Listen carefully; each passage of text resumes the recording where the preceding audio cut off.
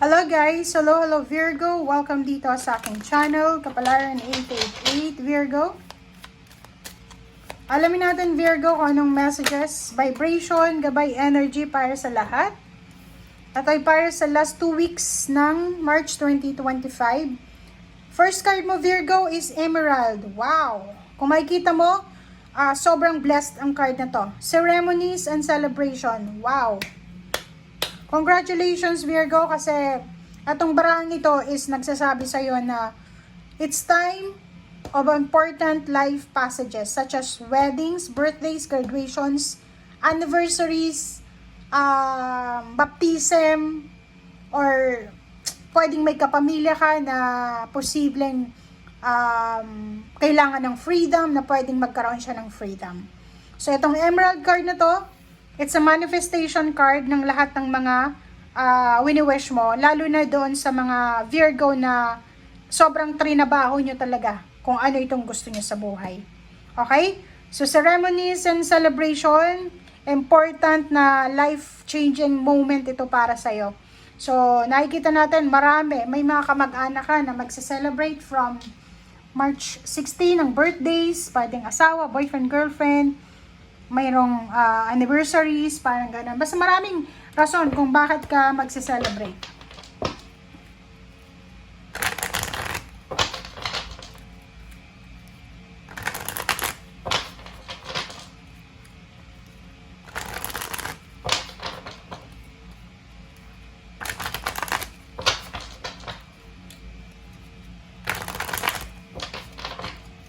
Okay.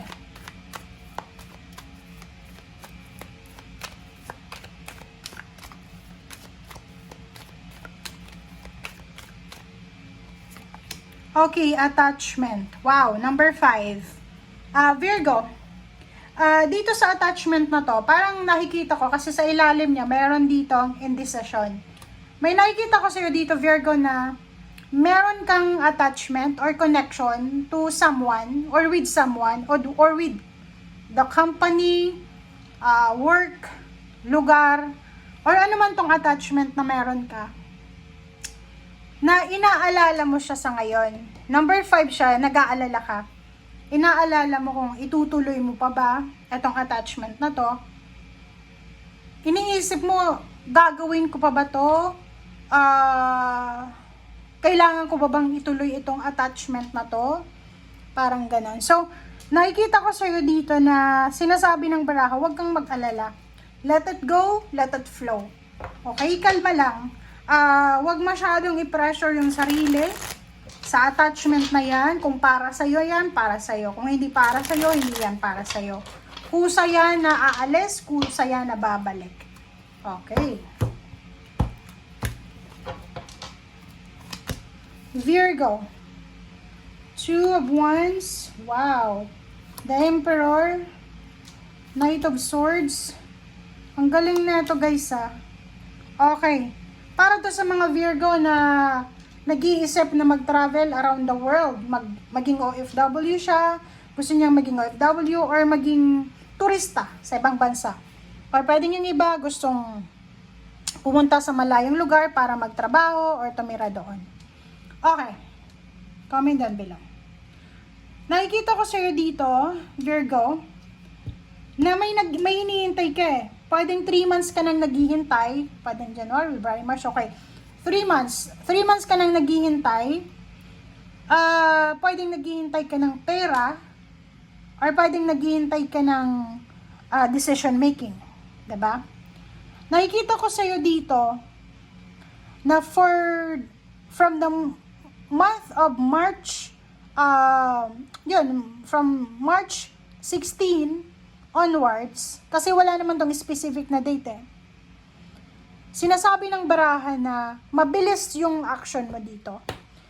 Kung ano man tong hinihintay mo sa ngayon, pwedeng naghihintay ka ng pera, naghihintay ka ng trabaho, or ano mang hinihintay mo, sinasabi ng baraha sa'yo na sa ngayon wala pa siya. Pero maybe 3 months from now or 3 weeks from now, mabilis na darating sa'yo yung choice and decision na yan. Pwede yung iba, sa ngayon, empleyado ka, Tapos parang balak mo ng lumipat ng ibang company kasi parang feeling mo wala ka namang progress dyan. And unexpected, after the end of March, or pwedeng sa end of March, bigla na lang na may i-offer sa yung emperor. Emperor is pwedeng higher salary, higher position, relocation, parang ganon. So, power, empowerment. So, nakikita ko sa'yo dito na posibleng maguluhan ka by the end of March kasi parang yung iba sigurado na sigurado na silang pumunta ng ibang bansa or lumipat ng company, lumipat ng location, and then biglang o-offeran sila. So medyo between two decision siya. So parang nasa crossroad ka in decision at the end of the month. Okay? Okay, doon sa mga nasa long distance relationship, malayo sa mahal sa buhay, sa asawa, mag-iingat kayo kasi nakikita ko dito, malapit ka sa tukso malapit ka sa tukso ng relationship. Posibleng may mag-offer sa'yo ng trabaho, and yung taong ito na nag-offer sa'yo ng trabaho is, may gusto siya sa'yo. Pwedeng kapalit ng trabaho ang i-offer niya sa'yo is, yung pagmamahal mo, yung sarili mo. Kailangan mo mag-ingat kasi may the devil May attachment ka dito, may connection ka, na hindi siya maganda para sa energy mo. Ano siya devilish. Devilish yung ugali nito. Yung parang tutulungan ka niya, gigipitin ka niya, tapos hindi ka na makakawala. So yun ang problema dito. Mag-iingat ka sa mga nag-o-offer sa'yo ng love life. Kung may asawa ka, reject mo agad yan. Kasi diba may asawa ka na. Boyfriend, girlfriend. I-reject mo yan kasi meron ka ng boyfriend. Buti kung single ka, tanggapin mo yan. Okay. Sa may mga relationship, nakikita ko sa inyo dito, may mga naka long distance relationship dito. Or pwedeng masasabi natin, hindi naman sila long distance. Magkasama sa bahay, nasa Pilipinas lang sila, pero hindi masyadong maganda yung communication nila. Dito sinasabi na matatapos na yung Ten of Swords mo dito. Matatapos na yung gulo, matatapos na yung kung ano man yan na rason kung bakit hindi kayo magkasundo. Matatapos na yan. So, nakikita natin dito yung completion. Yung parang magkakaintindihan kayo na mag-asawa, mag-boyfriend, mag-girlfriend na ayusin. And magkakaintindihan kayo na alamin yung rason. Ito pala yung rason. Ito pala, bakit hindi kayo magkasundo, ganyan, ganito. So, nakikita ko sir dito, basta wag mong